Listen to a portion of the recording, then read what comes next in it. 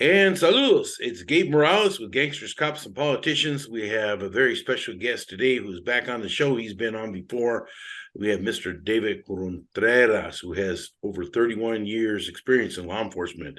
And today he's going to talk about a new book that him and some of his partners have out on post-traumatic stress disorder, which is a huge issue. If you're a police officer or corrections officer, you already know, public safety employee, being impacted by all the things we see on a daily basis that accumulates and builds up. And you may have it even if you don't think you have it. That's the thing about this. It really is kind of hidden sometimes and then surfaces at often all the wrong times. And sometimes that means resulting in suicide, where you think that individual is just fine and you didn't see it coming. It was very sad, but it impacts a lot of us, a huge portion of the public safety profession. So I will let Mr. Contreras tell us a little bit about the book. I believe it's called When the Music Stops. When the music stops, the pain begins. The pain begins. Yes. Oh, yeah. Yes, most definitely. Welcome back on the show. How are you doing? You know what? Doing wonderful. But before I talk about the book, I just want to commend you, Gabe. I'm one of your biggest fans. Pete is one of your biggest fans. Benny's one of your biggest fans. We love to watch your show. We just love it, man, especially right now that you're going through the alphabet, naming a lot of these Mexican mafia members or past members. It is outstanding. We all watch it. We're big fans. Thank you for all you do, all the episodes that you've done. I've been following you for over a year now, and I love your show. I don't miss it. I have the ringer when it comes on. If I don't watch it then, I'll wait later on. Get the notification in my gym. I get the notification, but I always watch it. Thank you once again, brother, for all that you do. So, David, tell us a little bit about this book there, and why did you guys even decide to write this book? Well, let me tell you about the title. You know, when the music stops, the pain begins. After I retired from the police department, I don't watch a lot of cop shows. As a cop, I never watch cop shows, but there's one that after I retired, I really started enjoying, was at Chicago PD.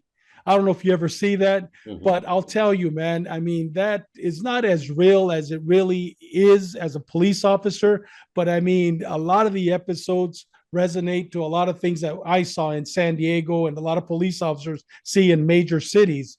And on one of the episodes, a sergeant, there's some incident that happens and he looks at one of his cops and he says those words. He says, when the music stops, the pain begins.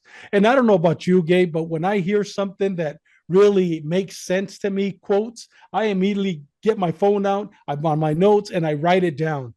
Not knowing that maybe 6-7 years later, as I'm getting ready, myself, Benny Cruz, who's a retired detective with the San Diego Sheriff's, 42 years of experience. Benny Cruz is an outstanding detective. I mean, has accolades all the way from the governor's office to his chief of police sheriff. I mean, great investigator. And also Pete Bollinger, who it was a detective sergeant with the Santa Ana Police Department, also the owner and CEO of Police and Fire Publishing.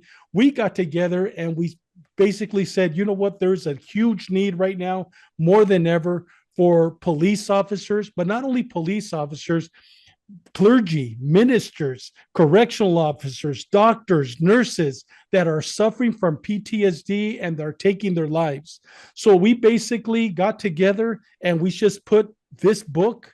We came up with the title after watching that episode, When the Music Stops, the Pain Begins, which makes so much sense for us, Gabe, because I don't know about you, but before I retired, I never thought that police officers suffered from PTSD.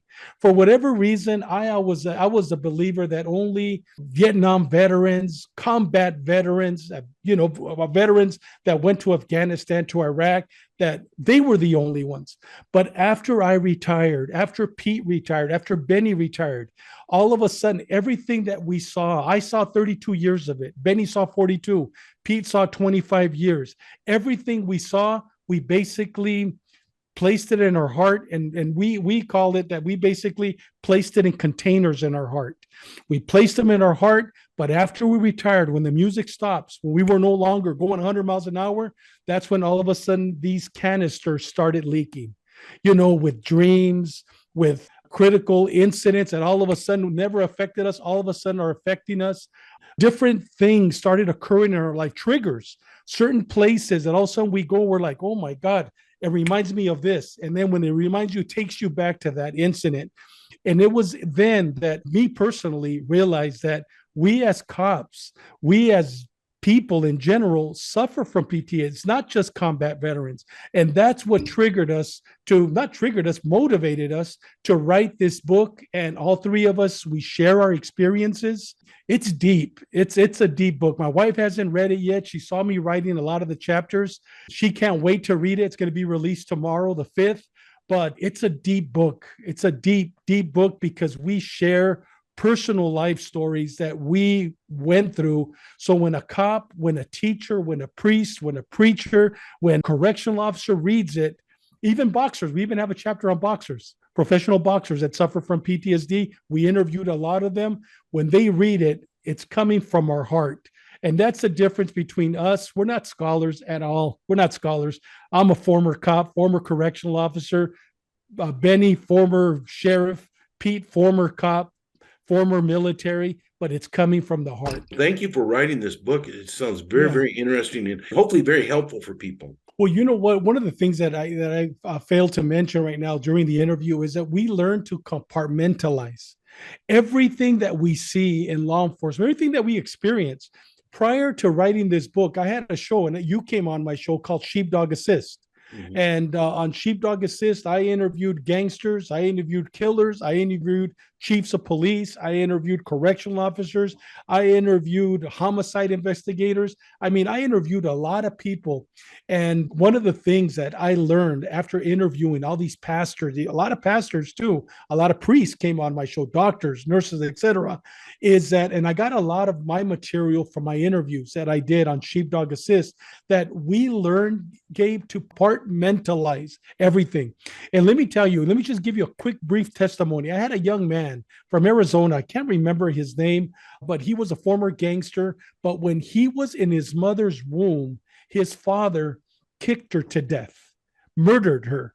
And this little boy was in his mother's womb. And whether people believe that life begins at birth or life begins at conception, I'm not here to discuss that. But that little boy, when he was growing up, when he was 13 years old, that trauma, whether you people that are watching the show believe it or not, I really don't care. But I'm telling you, that trauma that little boy experienced in his mother's womb at 9 months old, he survived, but his mother died.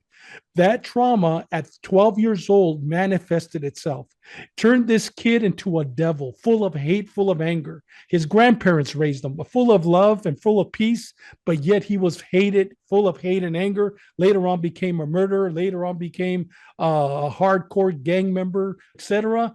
But you know what? That trauma began at that moment. And I'm telling you that everything that we as cops, and a lot of guys are going to watch this show and they're going to laugh. They're going to say, oh, it's not me. Yeah, okay, tough guy. It's okay if it's not you, but it is me. And you know what? It is me. And there's a lot of guys just like me that were hardcore cops that lived to be a cop. And you know what? We suffer today because it ain't what we saw or what we experienced. It's the accumulation of everything. And because, Gabe, we literally compartmentalize. That's why the book is called When the Music Stops, the Pain Begins. Because when the music stopped, when we retired, all of a sudden we weren't going 100 miles an hour. All of a sudden our cell phone isn't going off. Our pagers, well, back then pagers, but our texts aren't blowing up. No calls anymore. No texts anymore. When before, I mean, literally every 5 minutes, the music stops, the pain begins. And that's when these canisters that I say that we compartmentalize start leaking, and we start feeling the pain that we for so many years covered and basically covered, but they start leaking. We said a prayer over this book. We ask the Lord that this book may help save a lot of lives. There's a lot of cops that are suffering, that are considering suicide. And you should see the stories that this book has. Benny Cruz came up with some true life stories. Pete, I give my personal life experiences.